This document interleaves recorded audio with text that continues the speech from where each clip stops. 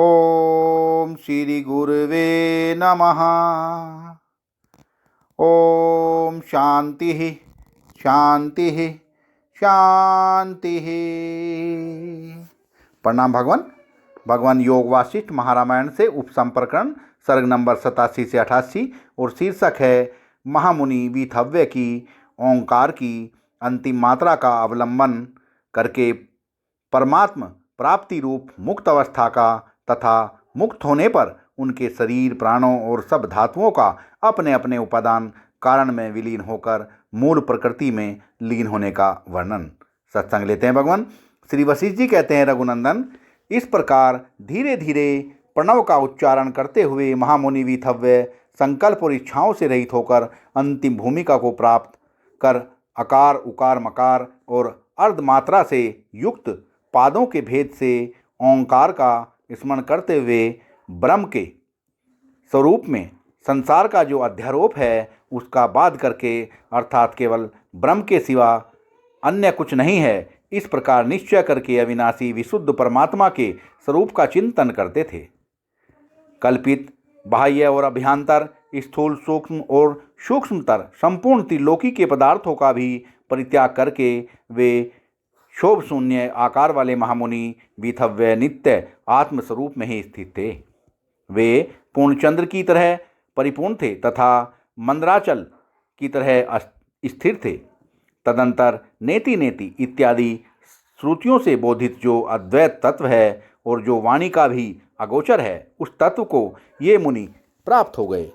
इसके अनंतर ये मुनि समस्त पदार्थों में व्यापक, समस्त पदार्थों से रहित, निर्तिशय समता से पूर्ण, चिन्मय, अतिशय पवित्र परम पद स्वरूप हो गए, जो ब्रह्म ज्ञानियों का ब्रह्म रूप, विज्ञानवादियों का विज्ञान रूप एवं कपिल मुनि निर्मित सांख्य शास्त्र में प्रतिपादित पुरुष रूप, पतंजलि निर्मित योग शास्त्र में प्रतिपादित क्लेश आदि से रहित पुरुष विशेषात्मक ईश्वर रूप आत्मा के स्वरूप को भली प्रकार जानने वाले आत्मवादियों के मत में आत्म तत्व स्वरूप समस्त शास्त्र का सिद्धांतभूत, सबके हृदय में अनुगत सर्वात्मक सर्वस्वरूप जो निर्मल श्रेष्ठ पद है, तत्व स्वरूप होकर ये मुनि अवस्थित थे।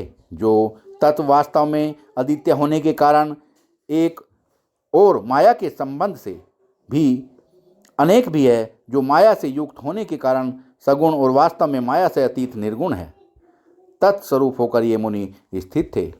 श्री राम इस प्रकार महामुनि वीतव्य के परम शांत हो परम निर्वाण पद को प्राप्त हो जाने पर उनका क्रिया शून्य वह देह उसी प्रकार कुम्हला गया जिस प्रकार हेमंत ऋतु में कमल रस रहित हो कुम्हला जाता है। उस देह के संपूर्ण स्थूलभूत तन्मात्र स्वरूप सूक्ष्म महाभूतों में ही लीन हो गए तथा मांस अस्थि और आंत रूपी देह मन की भूमि में मिल गया। वाह भगवान वाह। जैसे घड़े के फूटने पर घटाकाश महाकाश में मिल जाता है, वैसे ही व्यष्टि चेतन समष्टि चेतन में जा मिला।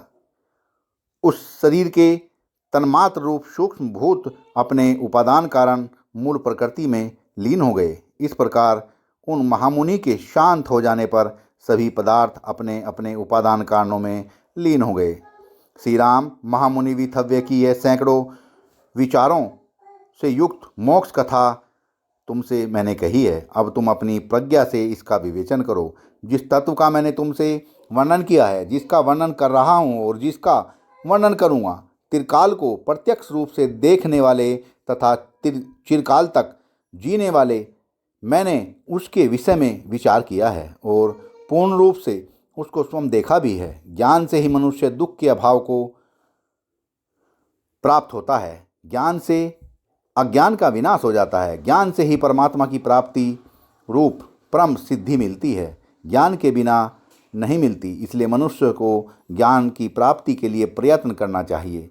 जिन्होंने परम प्रयोजन रूप परमात्म तत्व का ज्ञान प्राप्त कर लिया था, जिनके राग आदि दोष विनष्ट हो चुके थे, वे समस्त पापों से, अहंता ममता आदि विकारों से, अविद्या से तथा आसक्ति एवं शोक से रहित थे। वे ज्ञानी वीतव्य मुनि, जिनका बहुत काल तक अभ्यास किया गया था, उस अपने निर्मल असीम सच्चिदानंद घन स्वरूप परम पद को प्राप्त हुए। सत्संग को विराम देते हैं भगवान।